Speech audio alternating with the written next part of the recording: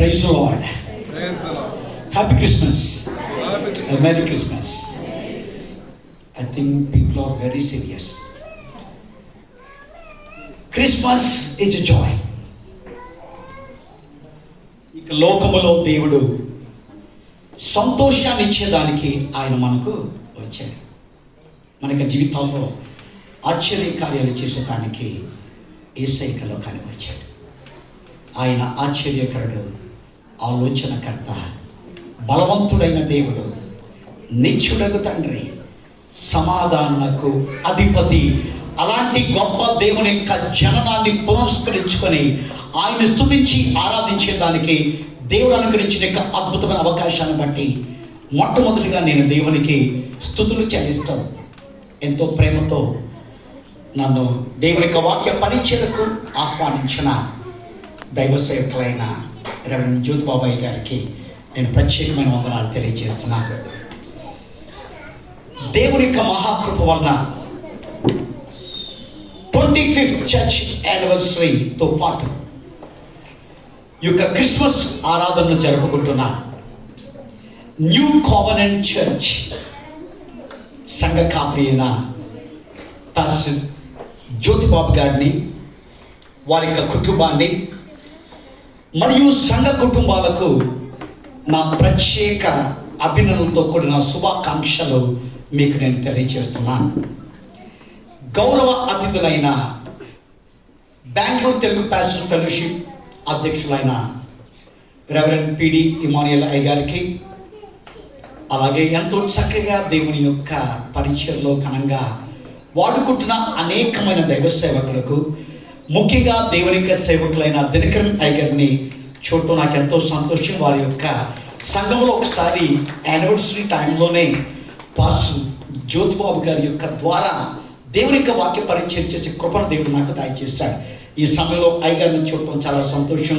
అలాగే వేదికపైన ఉన్న పెద్దలందరికీ కూడా నేను ప్రత్యేకమైన వందనాలు మేము తెలియజేస్తున్నాను. ఈ సమయంలో ఎంతమందికి తెలుగు తెలుసండి? How many of you know Telugu language? Okay, fine. I will ask different question. How many you are not aware of the Telugu language? Everybody. Fine. What do you want me to do? తెలుగులో చెప్పేద్దాం, ఎందుకంటే time లేదు. Telugu, English, Kannada time లేదు కాబట్టి ఇక సమయంలో ఈ యొక్క క్రిస్మస్ సందేశాన్ని అలాగే చర్చ్ యానివర్సరీ సందేశాన్ని రెండు కూడా కలిపి ఒక 10 minutes ప్యాకేజ్లో మీకు ఇచ్చేస్తాను నేను. ఎందుకంటే బోధకులు బాధకులుగా ఉండకూడదంట. ముఖ్యంగా ఇలాంటి టైంలో వాక్యం వినడం చాలా కష్టం. ముఖ్యంగా కింద నుంచి కబాబ్ స్మెల్ వస్తుంది. చక్కగా ఏర్పాట్లు జరిగినాయి కాబట్టి అన్ని ఏర్పాట్లు చూసినప్పుడు ఓకే. కానీ మిమ్మల్ని ఎంతగా నేను అభినందిస్తున్నాను. కారణం ఏంటంటే మేము దేవుని యొక్క మందిరంలో ఉన్నాం, దేవుని యొక్క వాక్యానికి ప్రాధాన్యత ఇస్తాం కాబట్టి మేము దేవుణ్ణి ప్రేమిస్తున్నాం అనేక గొప్ప ఉద్దేశంతో మీరందరూ కూడా ఇక్కడ ఉన్నందుకు నేను హృదయపూర్వకమైన అభినందనలు తెలియజేస్తూ, దేవుని యొక్క మాటలు మన యొక్క జీవితాల్లో చాలా విలువైన మాటలు.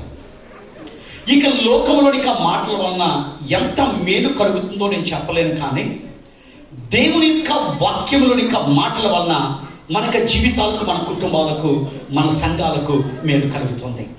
అలాంటి దేవుని యొక్క మాటలు వినేటప్పుడు చాలా జాగ్రత్తగా మనం వినాలి. We have to listen the word of God very carefully. హార్టెడ్గా వినకూడదు. చాలామంది బాడీ ప్రజెంట్, మైండ్ యాబ్సెన్స్, ఆ రకంగా ఉండకూడదు. కానీ న్యూ కోవెనెంట్ చర్చ్లో బాడీ ఇక్కడే ఉంది, మైండ్ కూడా ఇక్కడే ఉంది. దాన్ని బట్టి నేను హృదయపూర్వకంగా అభినందిస్తున్నాను. కాబట్టి దేవుని యొక్క మాటలు వినేటప్పుడు చాలా జాగ్రత్తగా మనం వినాలి. దేవుని యొక్క మాటలు జాగ్రత్తగా విన్నప్పుడు దేవుని యొక్క మాటల యొక్క విలువను మన యొక్క జీవితాల్లో మనం గమనిస్తాం. దేవుని యొక్క మాటల వలన మనకి మేలు కలుగుతుంది, దేవుని యొక్క మాటల వలన ఆశీర్వాదం కలుగుతుంది, దేవుని యొక్క మాటల వలన మనకు జీవం కలుగుతుంది. అలాంటి దేవుని యొక్క మాటలు వినేదానికి మనం సిద్ధపడదాం. ఒక వ్యక్తికి కడుపు నొప్పి వచ్చిందంటండి. కడుపు నొప్పి వచ్చి ఏం చేస్తారు? Immediately he will rush to hospital కదా. హాస్పిటల్కి వెళ్ళాడు. హాస్పిటల్కి వెళ్ళి డాక్టర్తో చూపించుకున్న తర్వాత డాక్టర్ చెప్పాడు, చూడు, take this medicine, it will be all right. Okay, ఇక మెడిసిన్ తీసుకొని బాగైపోతుంది. కడుపు నొప్పి ఎక్కువైంది కాబట్టి వెంటనే ఆ యొక్క డాక్టర్ చెప్పిన మెడికల్ షాప్కి వెళ్ళి హీ పర్చేస్ ద మెడిసిన్ తీసుకున్న తర్వాత అతనే అక్కడే వాటర్ తీసుకొని మెడిసిన్ వేసుకున్నాడు. మెడిసిన్ వేసుకున్న తర్వాత వెంటనే కడుపు నొప్పి తగ్గిపోయింది. Because the medicine is powerful. ఎప్పుడైతే ఆ మెడిసిన్ తీసుకుంటూ వల్ల కడుపు నొప్పి తగ్గిపోయిందో దాని బదులు ఇంకోటి స్టార్ట్ అయింది. ఏంటి స్టార్ట్ అయ్యి ఉంటుంది? ఆకలి స్టార్ట్ అయింది. కారణం ఏంటంటే కడుపు నొప్పి వలన మనోడు ఎప్పుడు తిన్నాడో తెలియదు. కాబట్టి ఎప్పుడైతే కడుపు నొప్పి తగ్గిపోయిందో ఆకలి మొదలైంది. ఇంటికి వెళ్ళాలంటే చాలా దూరం, కాబట్టి అక్కడ హోటల్ కనపడింది. ఆ హోటల్లోనికి వెళ్ళి మెనూ కార్డ్ తీసుకున్నాడు. మెనూ కార్డ్ తీసుకొని he studied and research and he selected 2 items. ఆ మెనూ కార్డు చూసి 2 items సెలెక్ట్ చేశాడు. మొదటి ఐటమ్ ఏంటంటే సమోసా, రెండో ఐటమ్ ఏంటంటే మసాలా దోశ. ఏది ఫాస్ట్గా వస్తుందండి? సమోసా రెడీగా ఉంటుంది కాబట్టి వచ్చేసింది. అప్పుడు ఇతను ఏం చేశాడంటే సమోసాని ఇలాగ బ్రేక్ చేసి లోపల ఉన్న ఆ యొక్క ఆలు పల్య ఉంటుంది కదా, దాన్ని తింటూ మొదలుపెట్టి బయట కవరింగ్ ఉన్న సమోసాను వదిలిపెట్టేశాడు. సరే, బేరర్ చూస్తున్నాడు, చాలా విచిత్రంగా తింటున్నాడు. నా హోటల్కి అనేకమైన కస్టమర్స్ వస్తూ ఉంటారు, కానీ వీడియో చాలా విచిత్రంగా తింటున్నాడు, చాలా వెరైటీగా తింటున్నాడు. సర్లే, ఇష్టం లేదేమో అనుకున్నాడు. సరే, నెక్స్ట్ ఏమొచ్చిందండి? మసాలా దోశ వచ్చింది. మసాలా దోశ ఎలాగుంటుంది? ముడుచుకుపోయి ఉంటుంది, చుట్టుపోయి ఉంటుంది. మనోడు ఇలా ఓపెన్ చేసి లోపల ఉన్న కూరను తీసి బయట ఉన్న దోశను వదిలేశాడు.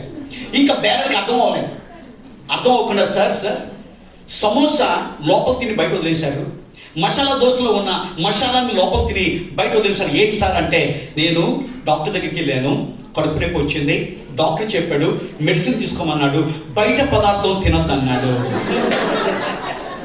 ఏమన్నాడు? బయట పదార్థం తినొద్దన్నాడు. కాబట్టి నేను బయట పదార్థాన్ని వదిలిపెడుతున్నాను, లోపల పదార్థాన్ని నేను తింటున్నాను. డాక్టర్ చెప్పింది అదండి? కాదు. డాక్టర్ చెప్పింది ఏంటో తెలుసా? అసలు ఈ కడుపు నొప్పి ఎందుకు వచ్చిందో తెలుసా?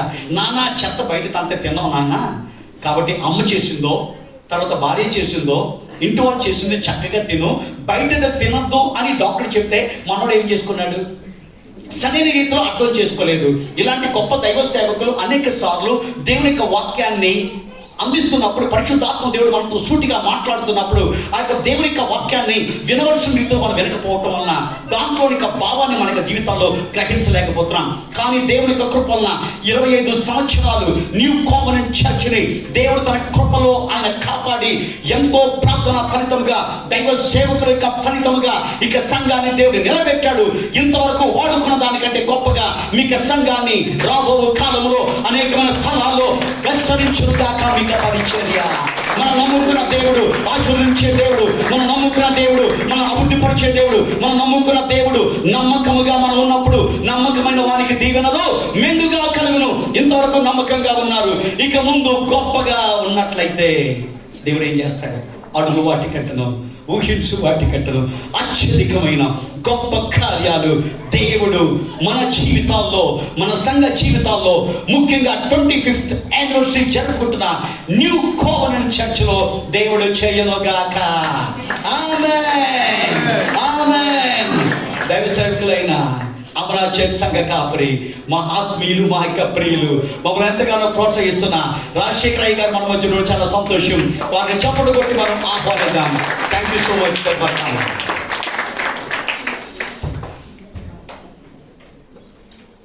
రైట్, క్రిస్మస్ యొక్క సందేశం 10 minutes, తర్వాత యానివర్సరీ మెసేజ్ 10 minutes. ఓకే, మీ అందరికంటే నేను టెన్షన్లో ఉన్నాను. ఎందుకో తెలుసా? నేను త్వరగా హైదరాబాద్ వెళ్ళాలి. రైట్, ఇక సమయంలో 21st July 1969 ఒక చారిత్రకమైన సంగతి జరిగింది. ఒక historical event is happened. Any guesses? 21st July 1969 ఏం జరిగిందంటే, నీల్ ఆర్మ్స్ట్రాంగ్ అమెరికా దేశానికి సంబంధించిన ఆస్ట్రోనాట్, ప్రపంచంలో మొట్టమొదటిసారి చంద్ర మండలంపై అడుగు పెడతాం మాత్రమే కాదు, చంద్రమండలం పైన అడుగు పెట్టాడు. అప్పుడు ప్రపంచమంతా కూడా ఆశ్చర్యంగా అది అనిపించేది. ఒక మానవుడు చంద్రమండలం పైన అడుగు పెట్టాడు, ఒక మానవుడు చంద్రమండలం పైన నడిచాడు. నిజంగా ఇది ఒక గొప్ప అద్భుతం, ఇది గొప్ప ఆశ్చర్యం. ఆయన మళ్ళా చంద్రమండలం నుంచి భూమండలంకి వచ్చాడు. ఆయన్ని అభినందించడానికి ఒక సభ ఏర్పాటు చేశారు. ఆ అభినందన సభలో ప్రభువును రక్షకుడిగా అంగీకరించి దేవునికి మహిమకరంగా జీవిస్తూ దేవుని యొక్క వాక్య ప్రకారం తన యొక్క జీవితాన్ని కట్టుకుంటున్న నీల్ ఆర్మ్స్ట్రాంగ్ ఆయన చెప్పిన మాట ఏంటంటే, అనేక మంది ఆయన పొగుడుతున్నారు. నిజంగా చాలా అద్భుతమండి, ఆశ్చర్యం అంటే ఇదే. అప్పుడు నీల్ ఆర్మ్స్ట్రాంగ్ మైక్ తీసుకొని రకంగా చెప్తున్నాడు, నేను బహుశా మొట్టమొదటిసారి చంద్రమండలం పైన నేను అడుగు పెట్టాను, కానీ తర్వాత కూడా నా రికార్డుని బ్రేక్ చేసే వాళ్ళు ఎంతోమంది ఉండొచ్చు. కానీ 2025 సంవత్సరాల క్రితం దేవుడే మానవుడాయ్ ఈ భూమండలం పైన అడుగు పెడతాం మాత్రమే కాదు, ఈ భూమండలం పైన 33.5 సంవత్సరాలు జీవించడమే అది ఒక అద్భుతం, అది ఆశ్చర్యం. అదే క్రిస్మస్ అండి. ప్రభు యొక్క రాకడను, మొదటి రాకడను జ్ఞాపకం చేసుకొని ఆయన్ని స్తుతించి ఆయన్ని మహింపరచడం, ఆయన్ని కనపరచడమే మన యొక్క జీవితాల్లో క్రిస్మస్గా ఉండాలని దేవుడు కోరుకున్నాడు. క్రిస్మస్ అనే మాటకు అర్థం ఏంటంటే క్రీస్తుకు ఆరాధన. మనం ఏది చేసినా కానీ దేవుడికి మహిమ నిమిత్తం చేయాలని దేవుడు కోరుకుంటున్నాడు. నేను కొత్త మెసేజ్ ఏమీ ఇవ్వట్లేదు ఈరోజు, మనందరికి తెలిసిన కొన్ని విషయాలని మీకు నేను తెలియజేస్తాను. మనం అనేక రకాలుగా క్రిస్మస్ మనం జరుపుకుంటున్నాం కదండి. ప్రపంచమంతటా కూడా అనేక రకాలుగా క్రిస్మస్ జరుపుకుంటారు. అలాంటి క్రిస్మస్ పండుగలు జరుపుకునేటప్పుడు బైబిల్లో ఒక వచనాన్ని ఎప్పుడు కూడా మనం మర్చిపోకూడదు. అదే ఆమోస్ గ్రంథం 5వ అధ్యాయము 21వ వచనాన్ని మనం చూసినప్పుడు, ఆమోస్ చాప్టర్ 5 verse 21, మీ పండుగ దినములు నేను అసహించుకొనుచున్నాను, వాటిని నీచముగా ఎంచుకుంటున్నాను. ఏంటి దాని అర్థం? పండుగ చేయొద్దని దేవుడు చెప్పట్లేదు, కానీ మన పండుగ మనం ఆనందించే పండుగ మాత్రమే కాకుండా దేవుడు ఆనందించే పండుగ ఉండాలని దేవుడు కోరుకుంటున్నాడు. కాబట్టి ప్రభుత్వం క్లియర్. ఇక క్రిస్మస్ సందర్భంగా అనేక రకమైన కార్యక్రమాలు మనం చేస్తుంటాం. మనం చేసే కొన్ని కార్యక్రమాలు మీకు నేను తెలియజేస్తాను. దాంట్లో నుంచి ఆత్మీయంగా క్రిస్మస్ని మనం ఎలాగ ఆచరించాలనే దాన్ని మనం నేర్చుకోబోతున్నాం. మొట్టమొదటిగా క్రిస్మస్ టైంలో చాలామంది ఏం చేస్తారంటే క్లీనింగ్ చేస్తాం. మీరు చేస్తారా లేదండి? హౌసెస్ క్లీనింగ్ చేస్తాం కదా, అట్లీస్ట్ సంవత్సరానికి ఒకసారి అని ఇల్లు బాగుపడుతుంది కదా. Okay, cleaning is nothing wrong in that. కానీ చాలామంది ఏం చేస్తారంటే ఆ యొక్క ఫిజికల్ క్లీనింగ్తోనే మనం స్టాప్ చేస్తున్నాం. దేవుడు అంటున్నాడు ఏంటి తెలుసా, నువ్వు ఇంటిని శుభ్రం చేసుకుంటున్నావు, దేహము దేవుని ఆలయం, ఈ ఆలయాన్ని నువ్వు శుద్ధి చేసుకుంటున్నావా? మన జీవితాన్ని శుద్ధి చేసుకోకుండా, మన హృదయాన్ని శుద్ధి చేసుకోకుండా ఎన్ని క్రిస్మస్లు చేసుకున్నా కానీ, ఎంతగా ఇంటికి మనం శుభ్రపరిచినా కానీ అది అర్థవంతమైన క్రిస్మస్గా ఉండదండి. కొంతమంది భక్తులు చెబుతారు, కొంతమంది జీవితాల్లో క్రిస్మస్ అంటే కంటికి పండగ అంట అండి, క్రిస్మస్ అంటే ఇంటికి పండగ అంట, ఇంకొంతమందికి క్రిస్మస్ అంటే పంటికి పండగ అంట, ఇంకొంతమందికి క్రిస్మస్ అంటే వంటికి పండగ అంట. అదేనా పండగ? దేవుడు చెప్తున్నాడు, శారీరకంగా నువ్వు చేస్తున్నావు, శరీరానుసారులు శరీర విషయం పైన మనసు అవుతారు, ఆత్మానుసారులు ఆత్మ విషయం పైన మనసు అవుతారు. దేవుడు చెప్తున్నాడు నువ్వు పండగ చేసుకో, కానీ నన్ను ఆనందించే పండుగగా నీ జీవితంలో ఉండాలి, నీ కుటుంబంలో ఉండాలి, మన జీవితాల్లో ఉండాలి. కాబట్టి మొదటిది ఏంటంటే క్లీనింగ్. రెండోది ఏం చేస్తాం? క్లీనింగ్ అయిన తర్వాత, ఇల్లు క్లీనింగ్ అయిన తర్వాత పెయింటింగ్. Sir thank you. ఏం చేస్తాం? పెయింటింగ్ చేస్తాం. నాకు తెలిసి ఒక సంఘం ఉంది, నేను చెప్పను, పేరు చెప్పను, నేను వెళ్తా ఉండేవాడిని అక్కడికి. క్రిస్మస్ ముందు సండే చర్చ్కి వచ్చేవాళ్ళు కాదు. ఏంటి? క్రిస్మస్ ముందు సండే చర్చ్కి వచ్చేవాళ్ళు కాదు. నేను ఒకసారి చర్చ అయిపోయిన తర్వాత వెళ్ళాను, కొంతమంది ఇంటికి వెళ్ళాను. వెళితే నాకు ఫస్ట్ ఏమనిపించిందంటే, ఈరోజు రాలేదు చాలామంది, ఎవ్రీ సండే వస్తారు, కానీ ఈ సండే వీళ్ళు రాలేదు, కారణం ఏంటి, బహుశా ఎవరు చనిపోయారేమో అని నేను అనుకున్నాను. కానీ టు మై సర్ప్రైజ్ వాళ్ళు ఏం చేస్తారో తెలుసా అండి, ప్రతి ఒక్కరు కూడా ఆదివారం ఆరాధన ఎగ్గొట్టి క్రిస్మస్ కోసం ఏం చేస్తున్నారు, ఇంటికి పెయింటింగ్ కొట్టుకుంటారు. ఆ రకంగా మనం పండుగంటే దేవుడు ఏమంటాడు, మీ పండుగ దినములు నాకు అసహ్యం, మీ పండుగ నాకు నీచంగా కనబడుతుంది. కాబట్టి ఆ పెయింట్ కొట్టుకుంటున్నాం, కానీ దేవుడు కొట్టుకుంటుంది ఏంటి తెలుసా, యేసు రక్తము ప్రతి పాపం నుంచి పవిత్రంగా చేస్తుంది. క్రిస్మస్ ఏంటంటే యేసయ్య లోకానికి నేను రక్షించేదానికి వచ్చాడు, శిక్ష నుంచి తప్పించేదానికి యేసయ్య లోకానికి వచ్చాడు, నశించిన దాన్ని వెతికి రక్షించేదానికి యేసయ్య లోకానికి వచ్చాడు. యేసయ్య 2025 సంవత్సరాల క్రితం ఈ లోకానికి వచ్చాడు, అది చరిత్ర. యేసయ్య నా కోసం వచ్చాడు, అది రక్షణ. కాబట్టి మనం చేయవలసిన రెండోది ఏంటంటే, యేసు రక్తముతో మనం ఏం చేద్దాం, మన జీవితాలని శుద్ధి చేసుకుందాం. యేసు రక్తం అనే పెయింట్ని మన జీవితాలు మనం కలిగినప్పుడు అది మీనింగ్ఫుల్ క్రిస్మస్గా ఉంటుంది. తర్వాత క్లీనింగ్ అయింది, పెయింటింగ్ అయింది, తర్వాత ఏముంటుందండి, పెయింట్ చేసేటప్పుడు అన్ని వస్తువులు బయటపడతారు, అవునా? పెయింట్ అయిన తర్వాత ఏం తీసుకొస్తారు, అన్ని తీసుకొస్తారా? బుద్ధున్న వాళ్ళైతే ఏం చేస్తారంటే ఏది అవసరమైనదో అదే తీసుకొస్తారు, అనవసరమైన చింపిరి గుడ్డలు అవన్నీ కూడా లోపల తీసుకురాలి. దీని అర్థం ఏంటంటే ఆర్డర్లీనెస్. దేవుడు చెప్తుంది ఏంటంటే, నేను క్రమము కలిగిన వాడను. నీ జీవితంలో కూడా, నీ కుటుంబంలో కూడా క్రమము కలిగి ఉండు. అంత మాత్రమే కాదు, ఆర్డర్లీనెస్ ఏంటంటే సెట్టింగ్ ప్రియారిటీస్. ఇక క్రిస్మస్ మనకి జీవితంలో నువ్వు దేనికి ప్రియారిటీ ఇస్తున్నావు? దేవుడు చెప్తున్నాడు, మొదట నా రాజ్యమును నీతిని వెతుకుని. Are you giving priority to God? Then this Christmas is a blessed Christmas.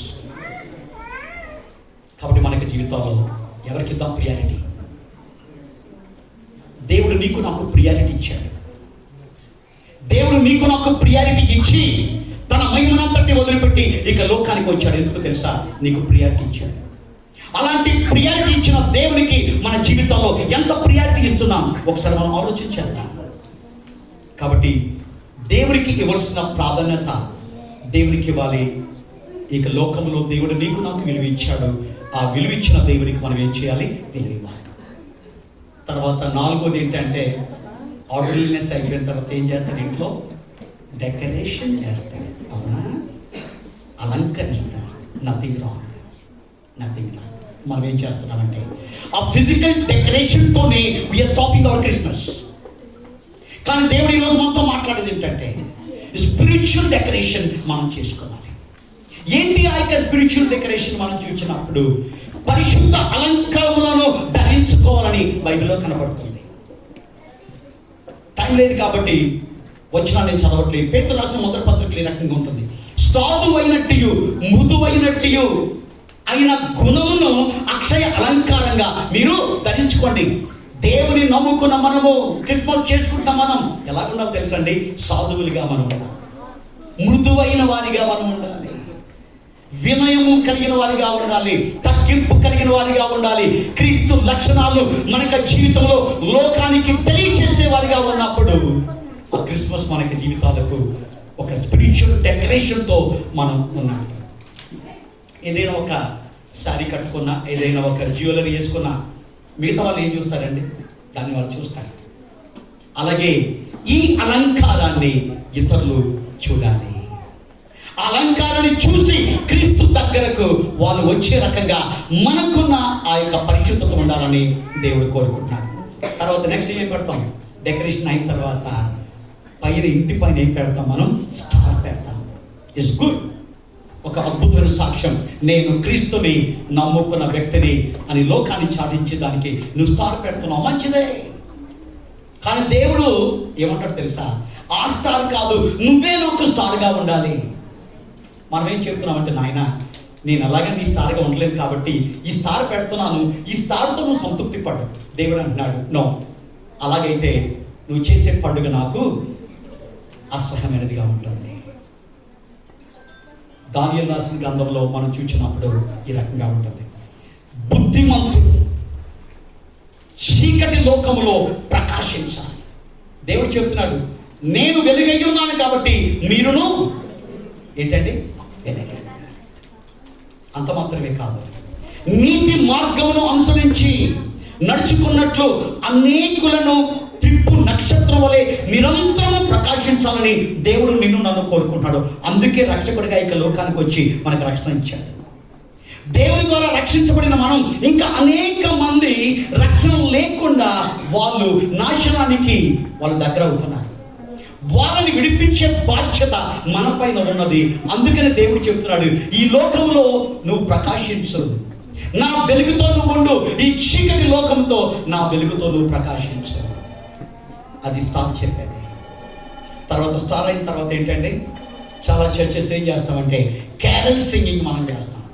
మధ్యరాత్రి 12 గంటలకు వెళ్ళి క్రీస్తు నేడు పుట్టెను హల్లెలూయా హల్లెలూయా అని చెప్పి మిగతా వాళ్ళ యొక్క నిద్రనంతా చెడగొట్టి వాళ్ళతో తిట్టించుకొని లోపల అనుకుంటే మనమే అప్పుడు ఏంటంటే క్యారల్స్ భలే ఉంది.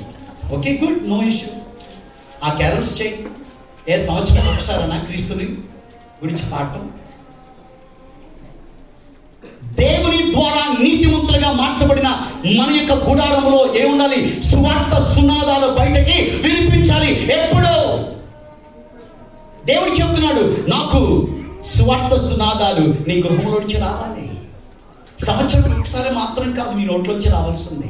ప్రతిరోజు కూడా నీ గుడారంలో ఏం చేయాలి? నన్ను స్తుతించే వ్యక్తిగా నువ్వు ఉండాలి. క్యారల్స్ అయిన తర్వాత ఏముంటుందండి? చాలామంది ఏం చేస్తారంటే గిఫ్ట్స్ ఇచ్చి పుచ్చుకుంటారు. కారణం ఏంటి? దేవుడే గిఫ్ట్గా ఈ లోకానికి వచ్చాడు. దానికి సాదృశ్యంగా మనం ఏం చేద్దాం? గిఫ్ట్స్ని ఇచ్చి, కొంతమంది సర్ప్రైజ్ గిఫ్ట్స్ అంటారు. ఇలాంటి వాటికి చాలా ఇన్నోవేషన్స్ ఉంటాయి. కానీ దేవుని కోసం చేసే వాటిలో ఇన్నోవేషన్ మనం కలిగి ఉండాలని దేవుడు కోరుకుంటాడు. అనేకమైన గిఫ్ట్స్ని మనం ఇచ్చుకుంటాం, కానీ మనమే దేవునికి కానుకగా అవ్వాలని దేవుడు ఇష్టపడుతున్నాడు. నిన్ను నువ్వు నన్ను నేను దేవునికి సమర్పించుకుంటామే నిజమైన క్రిస్మస్. సమర్పణ లేకుండా ఎన్ని చేసినా కానీ దేవుడు ఆ పండుగను చూసి ఏం చేస్తాడు? ఇష్టపడాడు. ఒక చర్చిలో కానుకలు వేసే టైం వచ్చిందంట. ఒక చిన్న పాప ఉంది. ఆ పాప దగ్గర ఏం డబ్బులు లేవు. వాళ్ళకి ఏంటంటే పెద్ద పల్లెలాగా ఉంటుంది. ఆ పల్లెతో వాళ్ళు ఏం చేస్తారంటే కానుకలు పడతారు. ఆ పాప చాలా బాధపడుతుంది. అయ్యో నా దగ్గర డబ్బులు లేవే, కానుక ఇచ్చింది. ఏం చేయాలో ఆలోచించి వెంటనే ఆ పాప ఏం చేసిందంటే ఆ పల్లెలో కూర్చొని పోయింది. ఏంటి దాని అర్థం? నా దగ్గర ఏం లేదు నాయన, నన్ను నీకు నేను సమర్పణ చేసుకుంటాను. దేవుడు తన కృపలో మనకు అనేకమైన తలంతులు ఇచ్చాడు. దేవుడు అనేకమైన గిఫ్ట్ మనకి ఇచ్చాడు. నేను ఎప్పుడు చెప్తాను, 4 T's we have to give to God. 4 T's: your time, your treasures, your tongue and your talents. దేవుడు నీకు ఇచ్చిన తలంతులను, ఇక్కడ ప్రతి ఒక్కరికి దేవుడు తలంతులు ఇచ్చాడు. ఇచ్చాడా? లేదండి, ఇచ్చాడు. ఏం చేస్తున్నావు వాటిని? దేవుడు ప్రేమించి నీకు ఇచ్చాడు. నువ్వు వాటికి దేవునికి నువ్వు తిరిగి ఇవ్వటమే నిజమైన క్రిస్మస్. తర్వాత చాలామంది ఏం చేస్తారు తెలుసా? చర్చ్ కంపల్సరీగా ఆ రోజు వస్తారు. ఎప్పుడండి? క్రిస్మస్. ఒక్కొక్కసారి మాకు డౌట్ అయిపోతుంది, మీ సంగతి నాకు తెలియదు అనిపిస్తూ ఉంటాను. అందుకే నేను అనౌన్స్మెంట్ చేస్తూ ఉంటాను, చూడండి 25th క్రిస్మస్కి అందరికంటే ముందు రండి మీరు. కారణం ఏంటి? రెగ్యులర్గా వచ్చేవాళ్ళు చెప్తాను నేను. కారణం ఏంటి? మీరు కొంచెం లేట్కి వస్తే మీకు ప్లేస్ ఉంటుంది. అప్పుడు సంవత్సరం అంతా మీరు వస్తున్నారు, మీకు సీట్ లేకపోతే నాకు బాధ వేస్తుంది అండ్ లైట్ వే. సో కాబట్టి ఆత్మతో సత్యముతో దేవుని ఆరాధించేదానికి ఒక్క క్రిస్మస్ డే మాత్రం కాదు. ఏం చేయాలి మనం? దేవుడు 7 దినాలు చేశాడు, 6 దినాలు మన కోసం ఇచ్చాడు. 7వ దినం ఎవరిదని తెలుసా అండి? ప్రభు దినం. దేవుడు ఎంత ప్రేమ కలిగిన వాడు తెలుసా? యాక్చువల్ లెక్క ప్రకారం 6 దినాలు నాకు ఏమని అడగాలి ఆయన, కానీ ఏమంటాడు తెలుసా? ఆయన ప్రేమ కలిగిన వాడు. 6 దినాలు మీ పనుల కోసం ఉపయోగించుకోండి. కానీ 7వ దినం ఏం చేయాలి? నన్ను ఆరాధించేదానికి మీరు రండి. ఇది ఒక తీర్మానం తీసుకుందామా? నాయన, ఒక క్రిస్మస్ రోజు మాత్రమే కాదు నాయన, నాకు వీలైనప్పుడు మాత్రమే కాదు నాయన. Sunday is not a holiday. Sunday is a holiday for the other people. Sunday is not a relaxing day. Sunday is a worship day. దేవుణ్ణి ఆత్మతో సత్యముతో ఆరాధించే దానికి ఆదివారం ఆరాధనకి మనం రావాలండి. కాబట్టి ప్రభునందు ప్రియులారా, మనకి జీవితాల్లో ఈ విషయాలు నేను కొన్ని చెప్పాను మీకు. ఇంకొకటి 2 ఉన్నాయి, అది కూడా చెప్పి యానివర్సరీలోకి వెళ్తాను నేను. అది కూడా ఒక 5 నిమిషాల్లో నేను ముగిస్తాను. Special food. క్రిస్మస్ అంటే ఏంటి? పంటికి పండగ, అంతే కదా? పంటికి పండగ. క్రిస్మస్ ఎలా ఉంటుందంటే ఎన్ని ఐటమ్స్ చేస్తే అంత గ్రాండ్గా క్రిస్మస్ చేసినట్టు కొంతమంది అనుకుంటారు. మంచిదే, కాదని చెప్పను నేను, కానీ దాంతోనే మనం ఆపద్దాం. దేవుని యొక్క వాక్యం ఒక భాగం ఉంది. యోహాను సువార్త 4:34లో ఈ రకంగా ఉంటుంది. నన్ను పంపిన వాని చిత్తము నెరవేర్చుటయే ఆయన పని తుదముచ్చుటయు ఆహారముగా నాకున్నది. ఏంటి ఆహారం? దేవుడు నిన్ను నన్ను పిలిచాడు. ఒక ప్రత్యేక మనకి పిలిచిన వానికి తగినట్టుగా ఆయన పనిని తుదముట్టించే రకంగా మన యొక్క జీవితాల్లో ఉన్నప్పుడు అది నిజముగా నాకు ఆహారముగా ఉంటుందని యేసయ్య తెలియజేసిన రకంగా యేసయ్య నమ్ముకున్న మనము కూడా అలాంటి ఆత్మీయ ఆహారాన్ని మన యొక్క జీవితాల్లో కలిగి ఉండేవారిగా మనం ఉండాలి. తర్వాత ఆఖరిగా విష్ చేసుకుంటామన్నా. ఎన్ని మెసేజ్లు వచ్చినాయో ఈరోజు, చాలా మెసేజెస్. ఏంటి? Wish you a happy Christmas, wish you a merry Christmas. అంత మాత్రమే కాదు, inviting guest to our houses కదండి. అనేకమైన గెస్టులు మనం ఇన్వైట్ చేస్తాం. క్రిస్మస్ యొక్క సంతోషకరమైన సువర్తమానం లోకానికి మనం ఒక క్రిస్మస్ రోజు మాత్రం కాదండి, ప్రతిరోజు కూడా మనం తెలియచేయాలి. ఈ విధంగా ఇక 2025 క్రిస్మస్ని ఒక ఆత్మీయ పద్ధతిలో జరుపుకునే దానికి దేవుడు మనకు సహాయం చేయను కాక. Amen, amen. Right now I'm switching over to anniversary. దేవుడు న్యూ కామనెంట్ చర్చ్ని 25 సంవత్సరాలు అద్భుతముగా ఆయన నడిపించారు. మనం నమ్ముకున్న దేవుడు ఎబెనేజర్. ఎబెనేజర్ అంటే ఏంటి? ఇంతవరకు సహాయం చేసిన దేవుడు ఇక ముందు కూడా ఆయన తప్పక నడిపిస్తాడు. ఎప్పుడో తెలుసా? ఆయన పైన ఆధారపడినప్పుడు. ఎప్పుడో తెలుసా? ఆయన పైన కేంద్రీకరించినప్పుడు. కాబట్టి మీరు సులభంగా గుర్తుంచుకునే దానికి ఇక 25th చర్చ్ యానివర్సరీ సందర్భంగా చర్చ్ అనేక పదంలోని యొక్క 6 పదాలు నేను చెప్పి నా యొక్క మెసేజ్ నేను ముగిస్తాను. అసలు చర్చ్ అంటే ఏంటంటే, చర్చ్ అంటే ఎక్లీషియా. ఎక్లీషియా అంటే ఏంటి? ఇక లోకములో దేవుడు ఏర్పరచుకున్న ఆయన యొక్క సమూహం. ఎవరు? మనం. చాలా మంది అంటారు మా చర్చ్ బాగుంటుందండి, మా చర్చ్ బాగలేదండి. దానికి నేను చెప్తాను, నువ్వు బాగుంటే నీ చర్చ్ బాగుంటుంది. That's it. ఒక ఆయన వచ్చాడంట, వచ్చి పాస్టర్ గారు ఎక్కడైనా బెంగళూరులో మంచి చర్చ్ ఉంటే చూపించండి సార్ అన్నాడంట. అప్పుడు పాస్టర్ గారు అన్నారంట, ఎందుకు? ఓకే, నాకు మంచి చర్చ్ చూద్దాం అనుకున్నాను, ఎక్కడ కనపడతలేదండి. ఓకే సరే, అప్పుడు పాస్టర్ గారు అన్నారంట, చూడు మంచి చర్చ్ నాకు ఒకటి ఉంది, కానీ నేను చెప్పాను. ఎందుకు తెలుసా? నువ్వు అక్కడికి వెళ్తే దాన్ని కూడా చెప్పేస్తావు. చర్చ్ అంటే తెలుసా? It's not a building. Church అంటే పీపుల్, మనం. సంఘం బాగుండాలంటే మనం బాగుండాలి, మనం బాగుంటే సంఘం బాగుంటుంది. ఈ 25th యానివర్సరీ సందర్భంగా న్యూ కామనెంట్ చర్చ్ బాగుండాలంటే సంఘముగా ఉన్న మనం అందరం కూడా ఏం చేయాలి? బాగుండాలి. అప్పుడు ఆటోమేటిక్గా న్యూ కామనెంట్ చర్చ్ ఎలా ఉంటుంది? దేవుని ద్వారా ఆచరించబడే సంఘంగా ఉంటుంది. కాబట్టి సంఘానికి ఉన్న ఎక్రోనం CHURCH. C first Christ centred. సంఘములో క్రీస్తు కేంద్రంగా ఉండాలి. Whatever happening in the church, it should be Christ centered, not world centered, not self centered. అలాగే మనకి జీవితాలు ఎలా ఉండాలి? క్రైస్ట్ సెంటర్డ్ సంఘంగా, క్రీస్తు సంఘముగా, క్రీస్తు కేంద్రీకృతమైన సంఘంగా ఉంది కాబట్టి 25 సంవత్సరాలు అద్భుతంగా న్యూ కోవెనెంట్ చర్చ్ దేవుడు నడిపించాడు.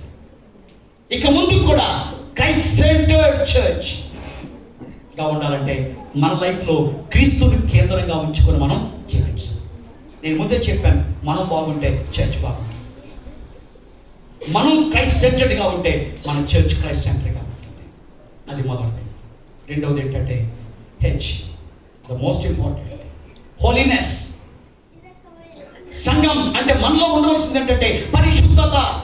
దేవుడు చెప్తున్నాడు, నేను పరిశుద్ధుడు కనుక మీరు పరిశుద్ధులుగా ఉంటారు. పరిశుద్ధత లేకుండా ఎవరు దేవుడు చూడలేడండి. దేవుడికి ఇష్టమైనది ఏంటి తెలుసా? పరిశుద్ధత. కాబట్టి మనం అందరం కూడా ఎలా ఉండాలి? పరిశుద్ధముగా ఉండాలని దేవుడు కోరుతున్నాడు.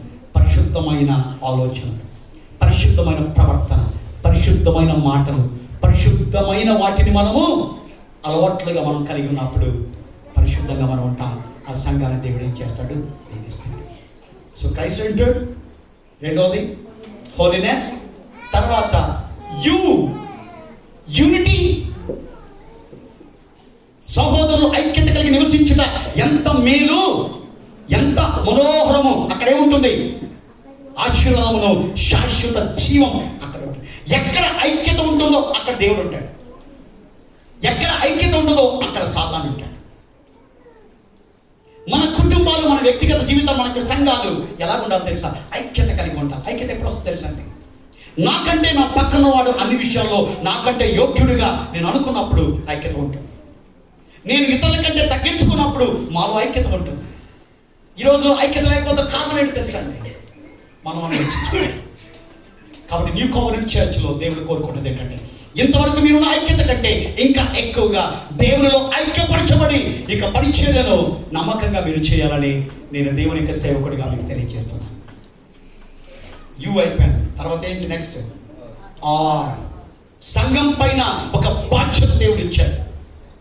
మన పైన ఒక బాధ్యత దేవుడు ఇచ్చాడండి. ఏంటి తెలుసా యొక్క బాధ్యత? మనం అనుకుంటాం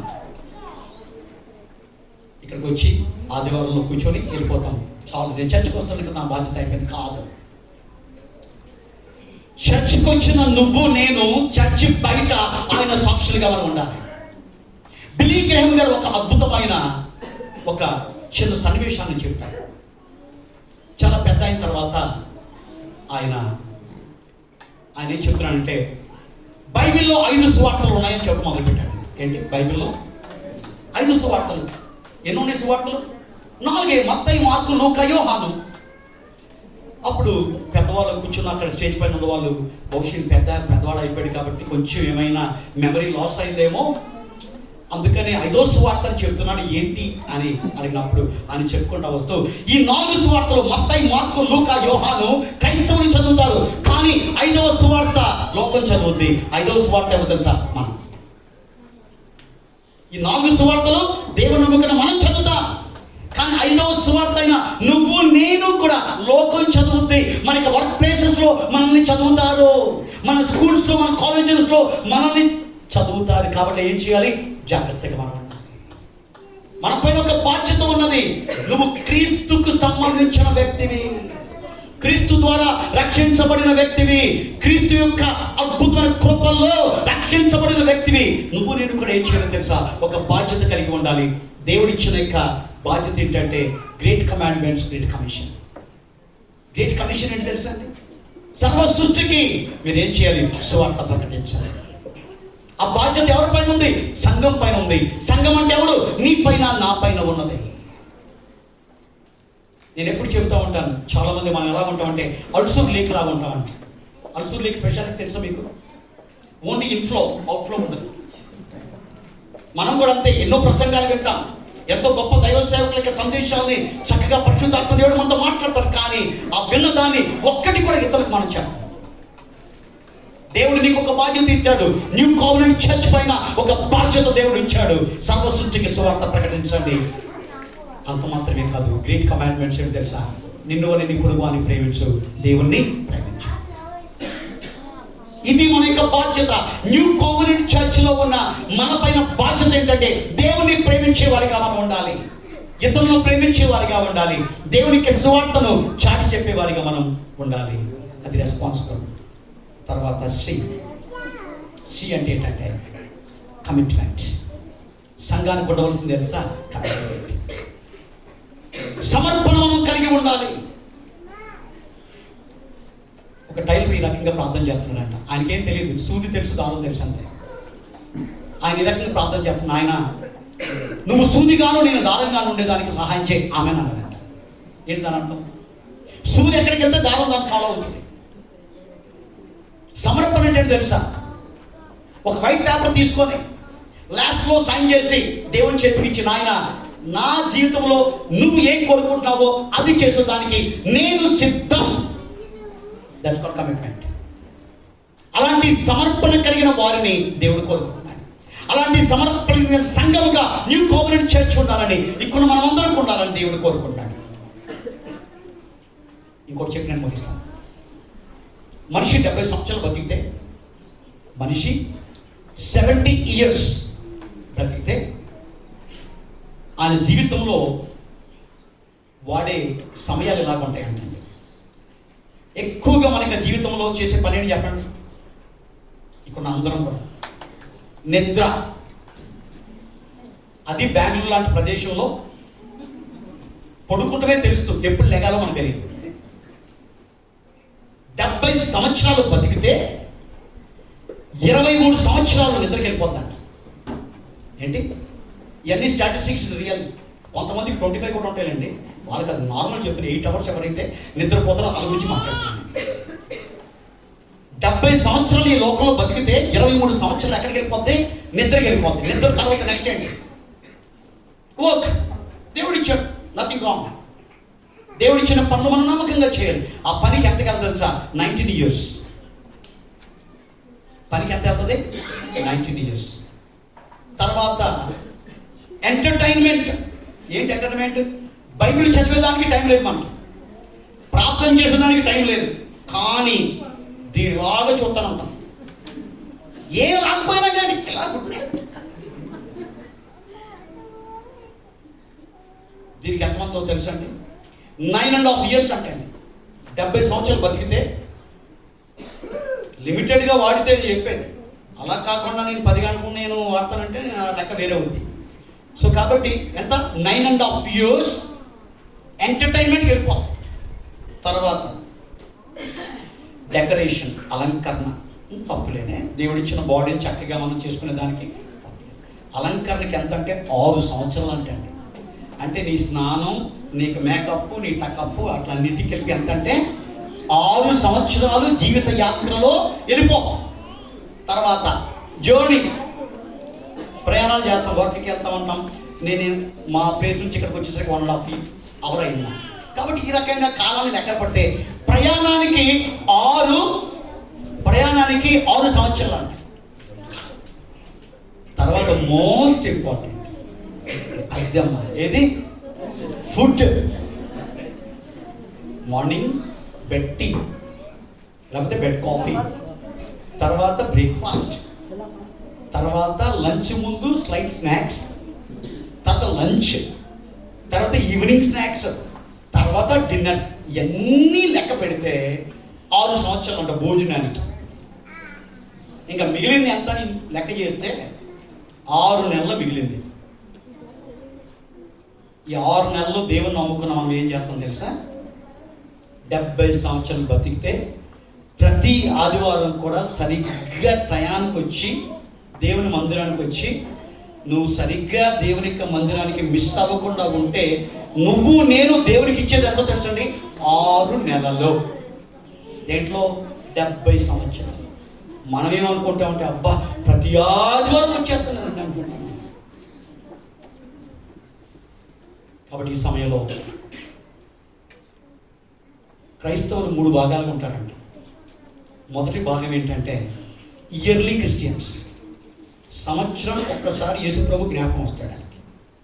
మీరు చాలా మంచోళ్ళండి. నాకు తెలిసిన పరిస్థితుల్లో మా సంఘాన్ని గురించి మాట్లాడతాను. వాళ్ళు ఎందుకు వస్తారో తెలుసా? హ్యాపీ బర్త్డే జీసస్ అని చెప్పేదానికి వస్తారు క్రిస్మస్కి. మళ్ళీ మిగతా టైంలో ఎక్కడ వెళ్తారో తెలియదు. వాళ్ళు ఎవరు ఏమంటారు? Yearly Christian. కొంతమంది ఉంటారు మంత్లీ క్రిస్టియన్స్. వాళ్ళు ఎవరు? కొన్ని సంఘాల్లో నెలకు ఒకసారి ప్రభు భోజన సంస్కారం ఉంటుంది, దానికి దిగబడతాడు. ఎవరాళ్ళు? Monthly Christians. ఇంకొంతమంది వీక్లీ క్రిస్టియన్స్. మనం ఏమనుకుంటాం, ఇయర్లీ క్రిస్టియన్స్ కంటే, మంత్లీ క్రిస్టియన్స్ కంటే వీక్లీ క్రిస్టియన్స్ బెటరే కాదా? బెటరే. ఎందుకంటే ప్రతి ఆదివారం కూడా దేవుని దగ్గరికి వస్తున్నాడు కదా, ప్రతి ఆదివారం కూడా దేవుని ఆరాధిస్తున్నాడు కదా. కానీ దేవుడు చెప్తున్నాడు ఏంటి తెలుసా? నాకు నువ్వు వీక్లీ క్రిస్టియన్గా ఉండొద్దు, నాకు డైలీ క్రిస్టియన్గా ఉండు. అనుదినము నన్ను వెంబడించు. అలాగా న్యూ కావెనెంట్ చర్చ్లో ప్రతి ఒక్కరు కూడా ఇక 25th యానివర్సరీలో ఉంటున్న మీరు ఏం చేద్దాం? డైలీ క్రిస్టియన్స్గా ఉండాలని దేవుడు కోరుకుంటున్నాడు. ఆఖరిగా చర్చ్లో ఏంటంటే హెల్ప్. దేవుడు చెప్పాడు, పరిచర్య చేయించుకునే దానికి రాలేదు, పరిచర్య చేసేదానికి. మనం కూడా ఆయన మనకు మాదిరిగా ఉన్నాడు. మనం కూడా పరిచర్య చేద్దాం, ఇతరులకు సహాయం చేద్దాం, ఇతరులకు మేలుకరంగా మనం జీవిద్దాం. అలాంటి కృప దేవుడు మనకు ఇచ్చును కాక. ఆమెన్. నేను చర్చ్ గురించి 6 విషయాలు చెప్పాను. మొదటిది ఏంటండి? క్రైస్ట్ సెంటర్డ్, క్రీస్తు కేంద్రీకృతమైన సంఘముగా అంటే మనం అందరం ఉన్నాం. తర్వాత రెండోది ఏంటి? పరిశుద్ధత మనం కలిగి ఉండాలి, హోలీనెస్. తర్వాత యూనిటీ మనం కలిగి ఉండాలి. తర్వాత రెస్పాన్సిబిలిటీ మనం కలిగి ఉండాలి. తర్వాత కమిట్మెంట్, సమర్పణ మనం కలిగి ఉండాలి. తర్వాత అవునా? CHUR. ఇంకో సి ఉంది కదా, అదేంటి? Commitment. Last but not least ఏంటండి? హెచ్ అంటే ఇతరులకు మనం పుచ్చుకున్న కంటే ఇచ్చుట. దేవుడే తన కుమారుడు మనకి ఇచ్చాడు. ఆ దేవుని కోసం నువ్వేమిస్తావు? ఒకసారి ఆలోచన చేద్దాం. క్రిస్మస్ అంటే క్రీస్తు మనకు జీవితాల్లో కలిగి ఉన్నాడు. క్రీస్తు లేకుండా క్రిస్మస్ జరిగిన అది దేవునికి ఇష్టమైనది కాదు. క్రీస్తు లేకుండా యానివర్సరీ జరుపుకున్న, ఏ పండుగ చేసుకున్నా అది మన జీవితాలకు దీవెనకరం కాదు. కాబట్టి ఇంకొకటి చిన్న తలంపుతో నేను ముగిస్తాను. ఒక ధనవంతులైన ఒక కపుల్కి లేక ఒక అబ్బాయి పుట్టాడు, ఒక బాబు పుట్టాడు. ఆ బాబు యొక్క ఫస్ట్ బర్త్డేని గ్రాండ్గా చేయాలని చెప్పి ఇన్విటేషన్ చాలా మందికి ఇచ్చారు. అందరూ వచ్చారు.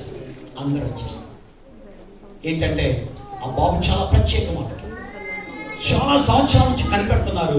దేవుని కృపల్లో ఆ బాబును పొందుకున్నారు. తర్వాత ఏం జరిగిందంటే, ఆ యొక్క బాబు బర్త్డే వచ్చింది. బాబుని చక్కగా డెకరేట్ చేశారు, చక్కటి సూట్ వేశారు. ఆ బాబుని చక్కగా ఉయ్యాల్లో పొడిగి పెట్టారు. బాబుకి నిద్ర వస్తుంది, బాబు పడుకున్నాడు. పడుకున్న తర్వాత ఆ ఇంటి మధ్యలో ఆ యొక్క ఉయ్యాలను పెట్టారు. చలికాలం కాబట్టి చాలా మంది బ్లేజర్స్ వేసుకుంటూ మొదలుపెట్టారు. ఆ బ్లేజర్స్ వేసుకొచ్చిన ఒక ఆమె కనపడలేదు పాపం. ఆమె ఏం చేస్తుందంటే ఆ యొక్క బ్లేజర్ని తీసేయి ఆ ఉయ్యాల పైన వేసాడు. రెండో వాడు వచ్చాడు. ఏమైందంటే అక్కడ ఇది బ్లేజర్ పెట్టుకునే స్థలం అనుకున్నాడు. వాడు కూడా వచ్చి ఏం చేశాడంటే రెండో బ్లేజర్ వేశాడు. అలా 100 మంది కూడా ఏం చేశాడంటే బ్లేజర్స్ వేశాడు. ఎవరి పైన వేశాడు? ఉయ్యాల్లో ఉన్న బిడ్డ పైన వేశాడు. తర్వాత అందరు గెస్టులు వచ్చేసారు. అందరు గెస్టులు వచ్చిన తర్వాత కేక్ కటింగ్ టైం. పేరెంట్స్ ఇప్పుడు మనం కేక్ కట్ చేసుకుందాం అని అనౌన్స్మెంట్ చేశారు. బాబు ఎక్కడ ఎదుగుతున్నారు బాబుని. వెంటనే బాబు కనపడతలేదు. కారణం ఏంటి? ఒక గుట్టగా ఆ యొక్క కోట్స్ ఉన్నాయి. వెంటనే తల్లికి భయం వేసింది. నేను ఇక్కడ పెట్టాను కదా, ఈ స్థానంలో ఎన్ని ఉన్నాయి, కోట్స్ ఉన్నాయని చెప్పి పరుగుని వెళ్ళిపోయి ఆ కోట్స్ అన్నింటినీ కూడా కింద పెడితే బాబు ఉన్నాడు. ఏమైంది తెలుసా? బాబు ఊపిరి సరగకుండా చచ్చిపోయాడు. ఏంటి దీని అర్థం? బాబు బర్త్డే, బాబు చచ్చిపోయాడు. క్రీస్తు జననాన్ని జ్ఞాపకం చేసుకుందాం. నీ జీవితంలో, నీ కుటుంబంలో క్రీస్తు బతుకున్నాడా, చచ్చిపోయాడా? దేవుడు ఒక అవకాశం ఇస్తుంది. ఆయన నీకు జీవం ఇచ్చేదానికి వచ్చాడు. ఆయన కోసం బ్రతుకున్న క్రీస్తు కోసం బతుకుతాం. క్రీస్తు మహిమ కోసం జీవితాం. అలాంటి కృప దేవుడు మనకి ఇచ్చి నడిపించును గాక. ఆమేన్.